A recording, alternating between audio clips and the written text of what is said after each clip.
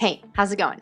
Today I'm talking about Achilles pain recovery tips. This is Running to the Castle, a podcast for injury-prone RunDisney runners on a journey to running magical miles. Join me, Dr. Allie, as I share the secrets I've gathered as a runner, doctor of physical therapy, and coach. You'll learn the exact ways I get my clients to the castle strong without feeling broken or held together with KT tape as they cross the finish line. Achilles problems are so common in runners, especially slow, not really a runner type of runners that I see all the time. I got a question. Well, it was kind of a statement, but kind of a question that said, talk to me about Achilles issues. I plan to talk to my PT and chiropractor, but I'm interested in hearing what you have to say. So, as you know, I love getting questions in DMs on Instagram at runDisney DPT if you're not already following me, or if you are following me and you have a question, go ahead and send me a DM there. I do take that opportunity to make a podcast episode about it because if you have that question, somebody else has that question. So please don't be afraid to ask me questions in the DMs and wait for the response either in a reel or a podcast episode. Podcast is the best way for me to do it because I get to talk about it more. In a reel, yes, reels can last 3 minutes now, but really, nobody's watching reels for that long. Or at least I haven't figured out how to make a reel longer that people watch all the way through. So, podcast episode it is. So, let's talk about this. Achilles pain recovery tips. Talk to me about Achilles issues. So, for anybody who doesn't know, the Achilles is a tendon that runs from your calf to your heel. It's made up of two muscles, your gastrocnemius and your soleus muscles. Your gastrocnemius, also known as gastroc. Gastroc has two heads. Those are the big bulges you see just below the knee at the top of the calf. Those are the medial gastroc head and the lateral gastroc head. The soleus is deep to the gastroc and it's flat and pretty much sits on the tibia, the shin bone, the back side of it. And then the two muscles come together and they form the Achilles tendon. These muscles together help propel your body forward when you're running, and they help push off is the main thing that they do. So when you're thinking about using your gastroc or your soleus, we're talking about the push off of the toes, rising up on your toes so your heels come off the ground. Imagine you want to reach into the high cabinet and you need to go up on your toes. Your gastroc and your soleus work together to do that.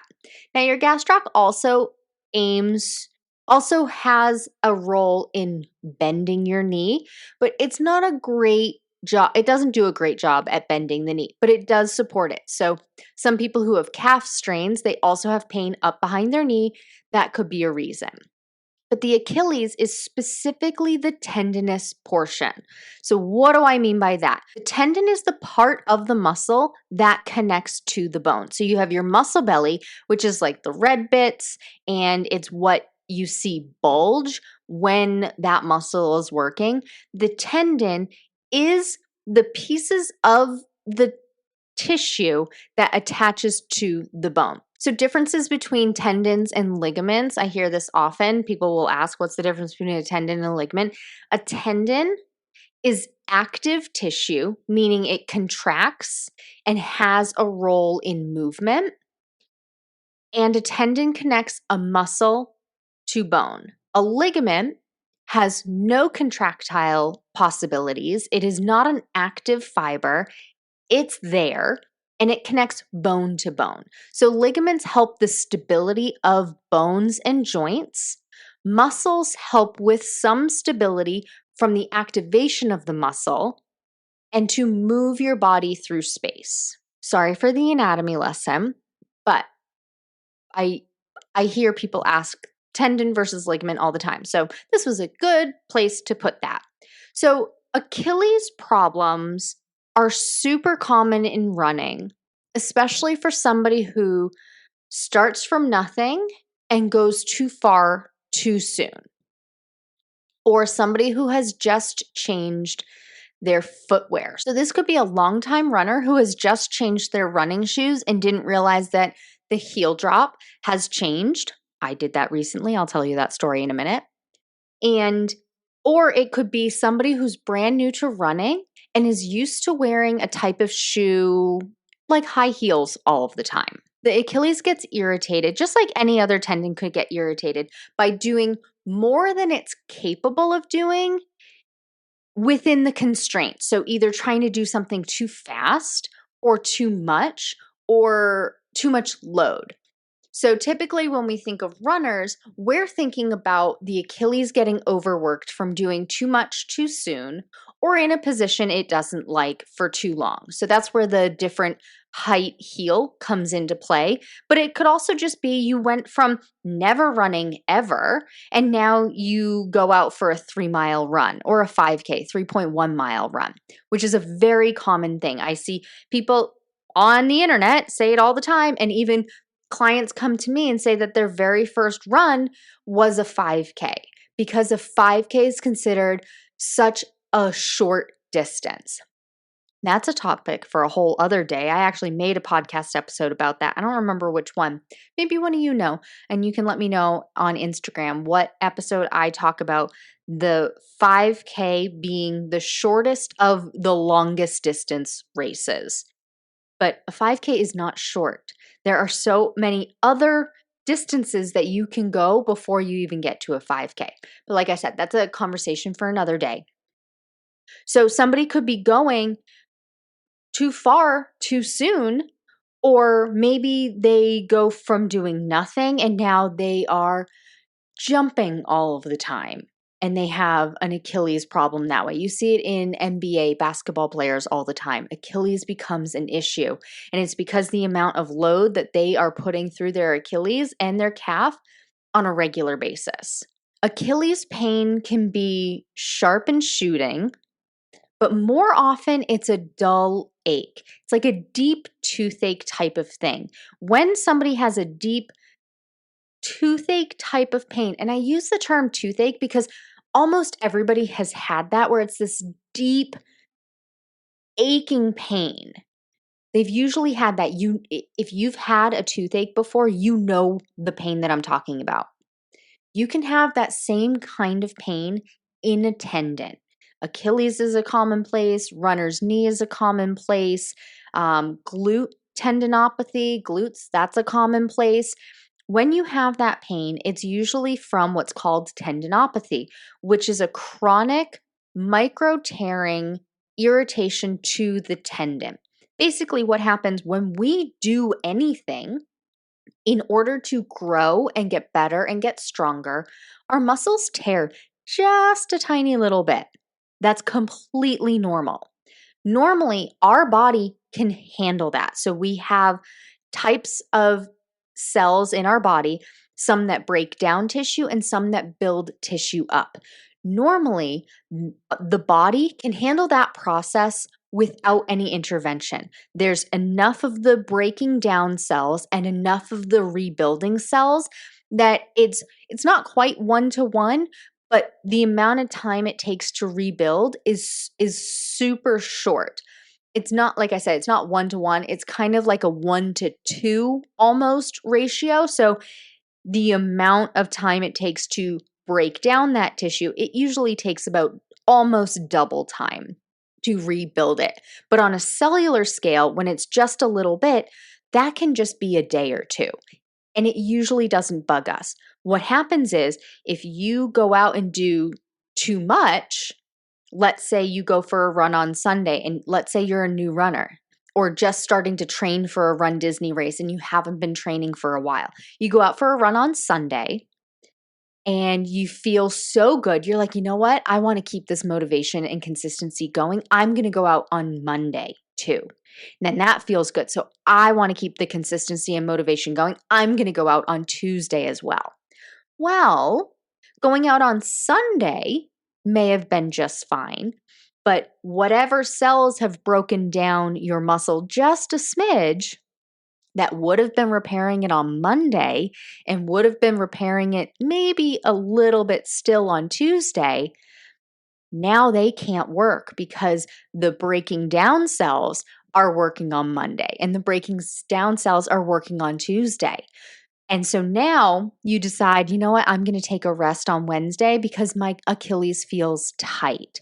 That's usually the first type of symptom. It just feels tight. It doesn't hurt. It's not bugging you.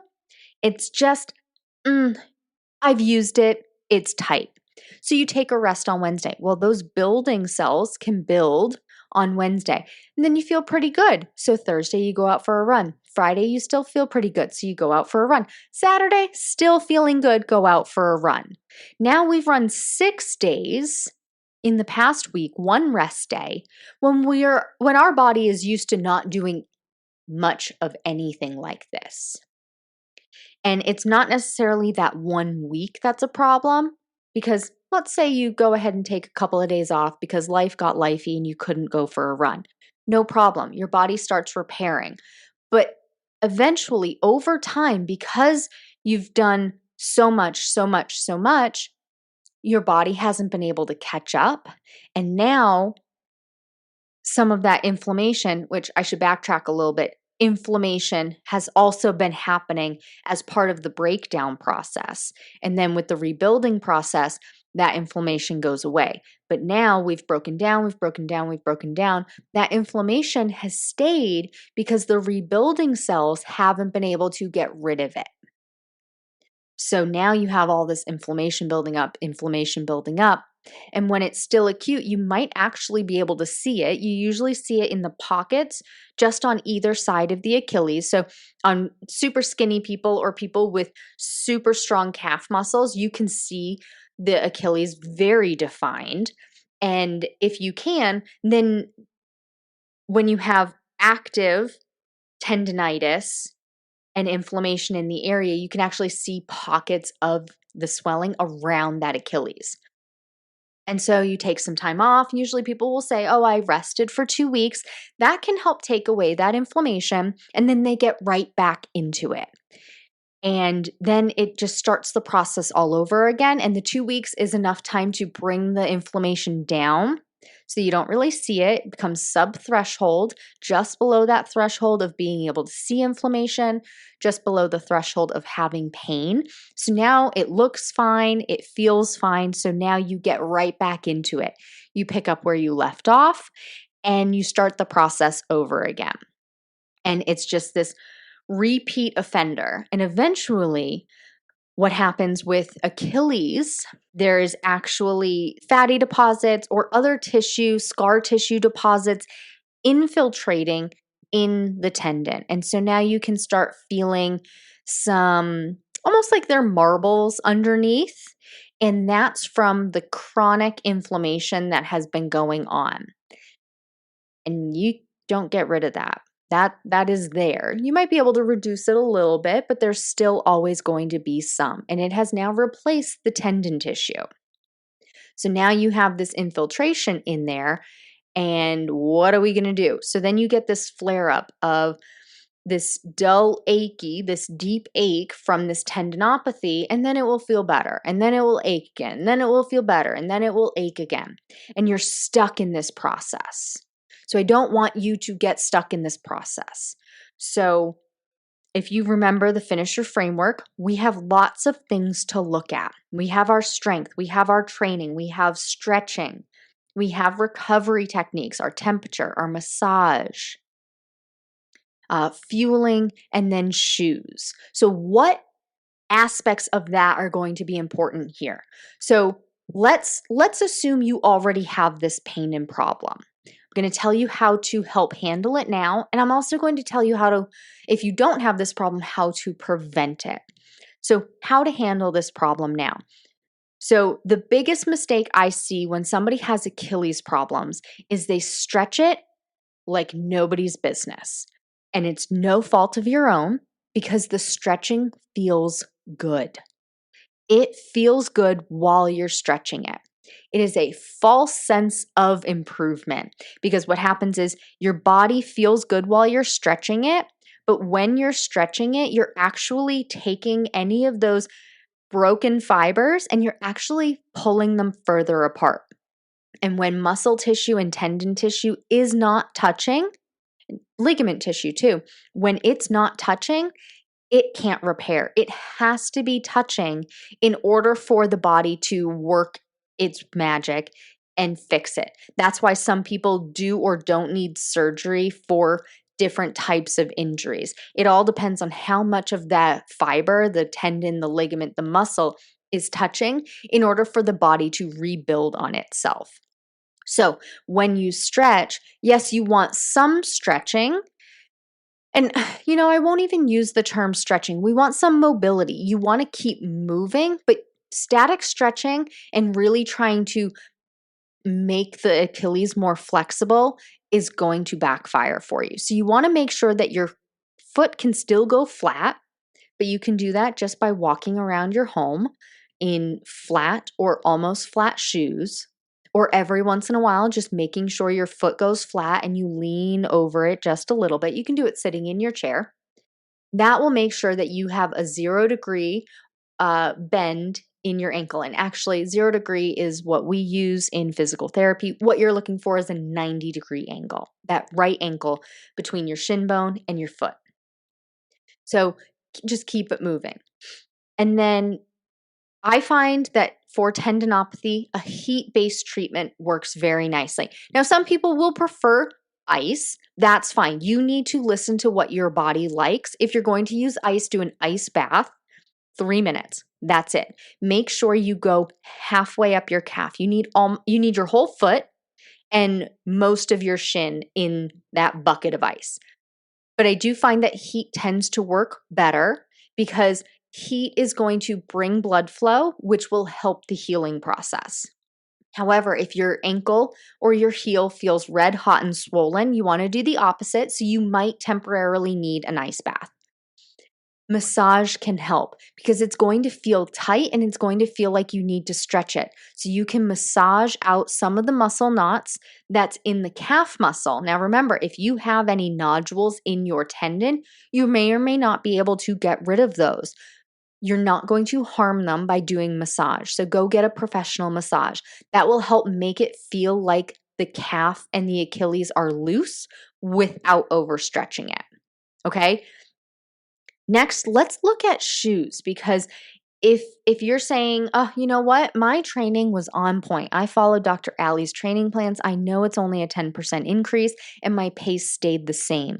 It's not those. Well, now let's look at the shoes. I alluded to earlier, I actually just recently made this mistake. So I wear Brooks Launch. I have no recommendation on shoes. You need to find what works for you. But I do have recommendations on things you can look for. So I like the Brooks Launch models. I've been wearing them since Launch 6. So I have Launch 9s, and the way I do it is I buy a bunch of pairs when they go on sale. Now, Nordstrom does a half yearly sale and they do a Black Friday sale. I can usually find Brooks Launch on sale twice a year through Nordstrom. So that's what I typically do. I buy 2 pairs in the winter, I buy 2 pairs in the summer. Well, this time when I went to go buy shoes in the summer, Launch 9 wasn't around. Launch 10 wasn't around. So it was Launch 11. I bought them, I looked at them, I thought I spec'd them out, but apparently I didn't. That's my fault. I'm not perfect, you guys. It happens. I didn't look at it very closely. But what I've been noticing the past couple of weeks as my mileage has been increasing, and I follow my own training plan, so it's a 10% increase. My pacing is on point. My calf muscles have just been feeling tight. And I thought it was because I've been doing different terrain. I've been, the area that I've chose to run recently has had some hills. So I was like, oh, okay, well, it's the hills. It doesn't really bug me. It just feels tight most of the time. Well, last week on my Stronger, Faster Finisher call, I was looking at it and I was like, oh my God, I can't believe this. I was looking at the specs. There's a 2 millimeter heel drop difference. That typically is not a big issue. 2 millimeters is super small, but for some people, it can be aggravating. So I switched back to my Launch 9s, which are still in good condition. They weren't ready to be changed out yet. The way I do it is I buy two and then I interchange them with my old two before I ever need to actually change them out. So then I'm never overusing my shoes. But I am back to my Launch 9s because that 2 millimeter difference. And friend, I went for my long run, 9.73 miles today. Not a single peep from my calf muscles. No tightness while I'm running. Afterward, of course, I did my normal stretching. I took my hot Epsom salt bath. Absolutely no problem. So it was the shoes for me. Now, it doesn't mean that these shoes aren't for me ever. I just should not be using them for these long, long distances right now. I need to ease back into them after this training cycle. So that's what I'll do. But look at the shoes, because the heel drop, that's the amount of height from your heel down to your forefoot. So you'll see something like 8 millimeters, 10 millimeters, 6 millimeters. If you have a super flat shoe like Keds or Converse, that's like a 0 millimeter heel drop. It's completely flat, absolutely no difference in height from the heel to the forefoot. The higher the number, so 10 as an example compared to 0, the higher up your heel is compared to your forefoot. An exaggerated instance of this would be high heels versus Converse shoes. So a high heel, your foot is at that angle, you're practically walking just on your toes, your heel is up in the air. Converse, your feet are flat. So the reason this is important is because when your foot is in that high heel position, your Achilles is short. Okay, so if we think of being stretched out, it's long, being active, it's short, but it can just be in that short position from the position you're in. And then if you go into a shoe that's practically or all the way flat, it's like you're stretching your Achilles constantly. I've told the story in the past about the celebrity who went out to go play tennis, normally is wearing high heels. She's in tennis shoes. She ruptured her Achilles because her Achilles was not used to doing that activity in that type of shoe. She always wore high heels. So her calf, her Achilles, was used to being in a shortened position. It was not used to being in a long position. So that's where shoes come into play. Now, to prevent this from happening, you want to make sure that you manage your training load. So manage the training load, make sure you're increasing by 10% each week and you're keeping your speed or your pace on point. So easy runs for the long runs and working on your speed or your pace incrementally. Don't just go out for a 4-mile run and do 5 minutes per mile faster than you're used to. That's a big load on your Achilles, especially when you're trying to go faster, because you have to push off hard to propel yourself forward to make sure you're going fast. So managing your training load, managing your speed, those are the two biggest ways to prevent this Achilles problem from happening. Rebuild strength progressively. So you know that I say strength is not a good way to manage pain. It is great for preventing injury and helping to overall support your joints and overall feel better. So once the initial symptoms are gone, then we start looking at rebuilding. And your Achilles and any kind of tendinopathy really does well with eccentric load, where you go slower back to the starting position. Now, the Achilles tendinopathy was my capstone project in grad school when I got my doctorate. So the protocol, and it's still in place now, the protocol, and I graduated grad school in 2012. So you might be thinking, oh, well, that means it's kind of old. They've redone it. I think the most recent time they redid it was 2019, and they went through, and this protocol is still appropriate.